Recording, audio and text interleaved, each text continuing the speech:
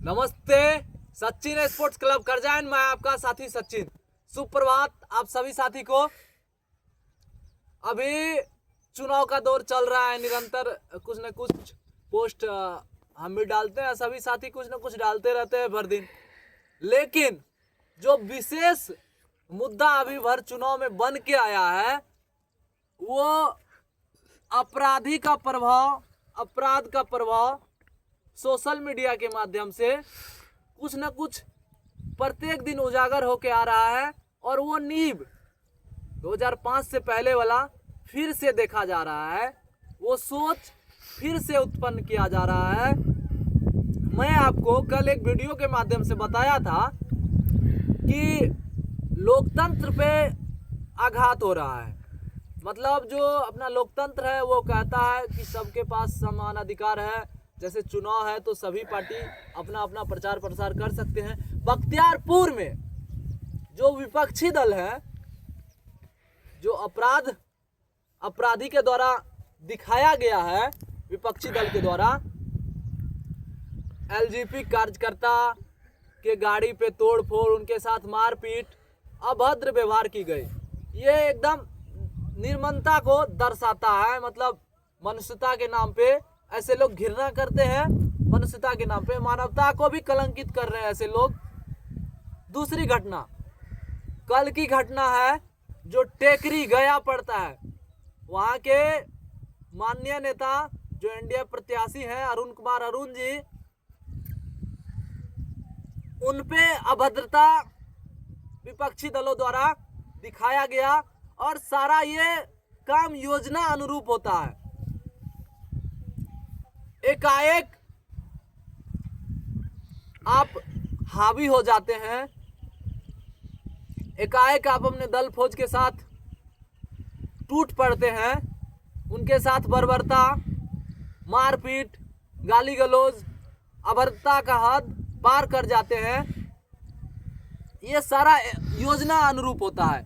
इनके पीछे पार्टी के वरिष्ठ लोगों का हाथ होता है जब ऐसी ऐसी बड़ी घटना होती है। और अपराधी मानसिकता चुनाव जीतने से पहले जागृत हो चुकी है। तो आप लोग अंदाजा लगा सकते हैं, सपोज यदि हम लोग ऐसे लोग का हाथ पकड़ के यदि मतदान करते हैं और ऐसे लोग यदि बिहार में फिर से आते हैं 2005 के बाद, तो बिहार की स्थिति क्या होगी आप देख सकते हैं। चुनाव जीतने से पहले ये हाल बन चुका है कि सत्ता पाने के लिए आदमी का जान भी लेना पड़े तो ये लोग पीछे नहीं हटने वाले हैं।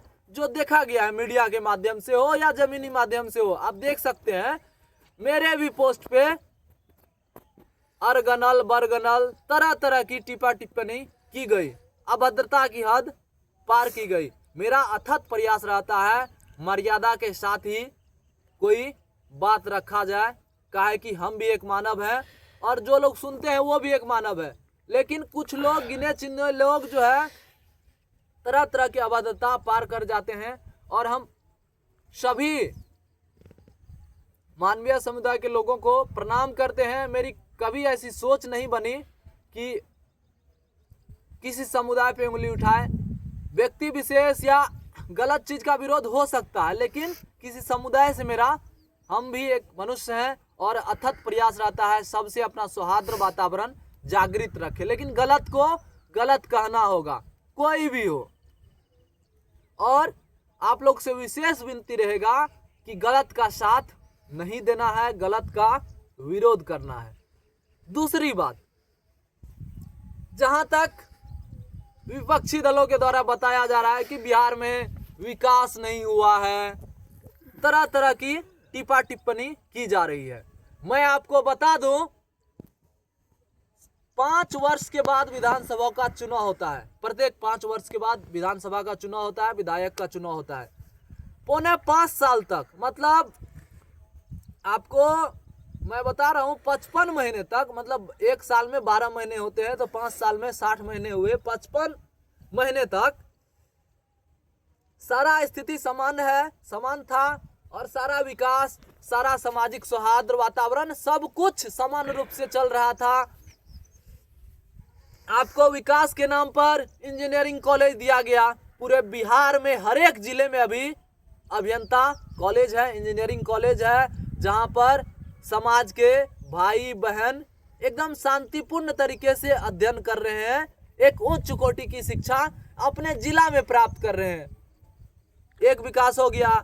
दूसरी विकास, जो अपना ये रोड है, गांव गांव को सड़क के माध्यम से जोड़ा गया, जहां पर लोग जाने के लिए 2005 से पहले तरसते थे, 2 दिन 3 दिन लग जाता था, वहां पर लोग 5 घंटा 6 घंटा में पहुंच जाते हैं। अभी के डेट में सड़क, हर एक पंचायत में सुचारू रूप से विद्यालय का भी स्थापना कर दिया गया।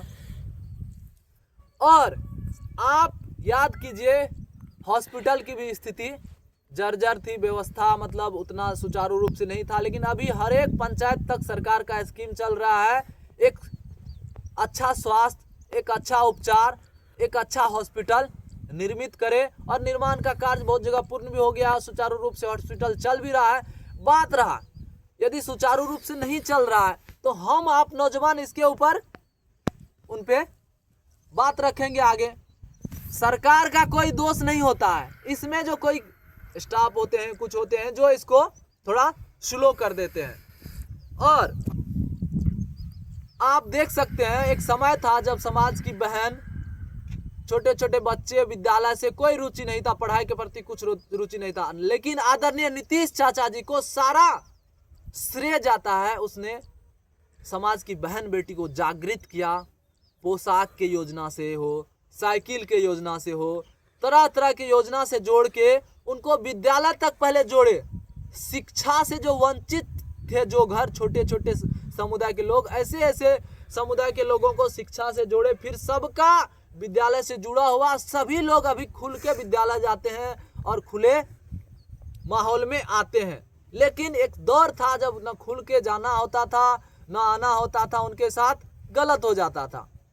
स्थिति बिल्कुल समान चल रहा है। आप देख सकते हैं, यहाँ हम निर्मली विधानसभा से आपको अभी बता रहे हैं कि रेलवे सुविधा, एक समय था, हम लोगों ने अपनी आंखों से देखा है, जिसको लग रहा होगा झूठ बोल रहे हैं, आप लोग कमेंट के माध्यम से अपनी राय जरूर दें। रेलवे की स्थिति इतनी जर्जर थी कि लोग ट्रेन के छत पे बैठ के सफर करते थे, न बाथरूम की स्थिति, ये वो काफी दयनीय थी। मतलब लूट घसूट होता था, उनको पनाह दिया जाता था सरकार के द्वारा। स्थिति बहुत दयनीय था। यदि ट्रेन में बैठते थे तो लगता था कब किधर से कोई आएगा, चक्कू सटा के जो है ना पूरा जो है क्या करेगा नहीं करेगा मार के भी फेंक देता था। अभी बड़ी लाइन हो गई है, राघोपुर, जोगबन्नी, सारा सब कुछ इधर, निर्मली, भपटियाही, सड़ाईगढ़, मरोना, हर एक जगह रेलवे से जोड़ा गया है। और बड़ी लाइन होने के कारण जो है हम लोग को पटना जाने के लिए सोचना नहीं पड़ता है। एक समय था, मैं आपको बता देता हूँ, कि पटना जाने के लिए सहरसा, इधर उधर, बेगूसराय हो के जाना पड़ता था, जब कोसी नदी में पुल नहीं बनी थी। लेकिन ऐसे भी लोग बहुत बड़े अंधभक्त हैं जो नीतीश कुमार चाचा जी पे उंगली उठाते हैं, जो एक विकास पुरुष के नाम से जाने जाते हैं। अभी भारत ही नहीं, पूरे विश्व भर में नीतीश कुमार का गुणगान होता है। जो 2005 के बाद नीतीश कुमार को जो बिहार मिला था, एक गड्ढा मिला था, जिसको गढ़ाने बोलते हैं, जिसको एक खेत खलिहान बोलते हैं, वो खेत खलिहान मिला था, जिसको आज अयोध्या के नगरी तरह सुसज्जित कर दिया गया है माननीय श्री नीतीश कुमार जी के द्वारा और आदरणीय नरेंद्र मोदी जी के सानिध्य में। तो इससे बड़ी गर्व की बात कोई नहीं हो सकती है। कोसी नदी पे एकदम सुचारू रूप से पुल बन चुका है, जहाँ पे किसी को कोई दिक्कत नहीं होती है पटना जाने के लिए। यदि आकस्मिक हॉस्पिटल का कार्य लग जाता है तो हम लोग को पटना जाने के लिए सोचना नहीं पड़ता है। पटना जाते हैं, एम्स में, NMCH में, दरभंगा यदि चले गए तो DMCH में, पटना में PMCH में, सभी जगह सुचारू रूप से इलाज होता है। थोड़ा परेशानी होता है तो धीरे धीरे हम आपको एक दूसरे को इसके प्रति, नौजवान को खास करके आगे आना होगा। इसके पीछे सरकार दोषी नहीं है, कुछ लोग होते हैं जो सिस्टम को स्थिर कर देते हैं। ऐसे लोग की माइंडसेट नीचे लेवल पे इसको जागृत करना होगा। मैं आप सभी साथी से विशेष विनती करना चाहता हूं, इधर उधर की बातों में नहीं पड़ना है, जात पात से ऊपर सोचना है। जो एक सशक्त, एक अच्छे राष्ट्र, एक अच्छे समाज का निर्माण, एक अच्छे विकास की जो रफ्तार पकड़ चुकी है बिहार, उसके साथ जो सरकार चल रहे हैं उसका हाथ थामना है हमको। नहीं तो अभी सरकार बनने से पहले जो हाल हो रहा है प्रत्याशी के साथ विपक्षी दलों के द्वारा, वही हाल यहाँ के आम जनमानस का भी होगा, क्योंकि ये लोग स्थिर रहना पसंद नहीं है। इनको एक दूसरे पे हावी रहना इनकी मानसिकता बन गई है। इनके मानसिकता में कचरा भर दिया गया है। ये कचरा ये लोग बाहर निकालना नहीं चाहते हैं। ये लोग मानवता को कलंकित करने के लिए निरंतर जो है अग्रसर रहते हैं। तो मैं विशेष रूप से सभी साथी से, जितने माँ बहन है, बड़े बुजुर्ग हैं, सभी से विशेष विनती करना चाहता हूं, अपने एनडीए को पूर्ण रूपेण समर्थन करें। मैं निर्मली विधानसभा से हूं, सभी साथी से विशेष विनती करता हूं, अपराधी मानसिकता और नीति की सोच को कचड़े के डिब्बे में आप डाल दीजिए, ठीक है। और जो है सच के साथ, विकास के साथ हाथ थामिए।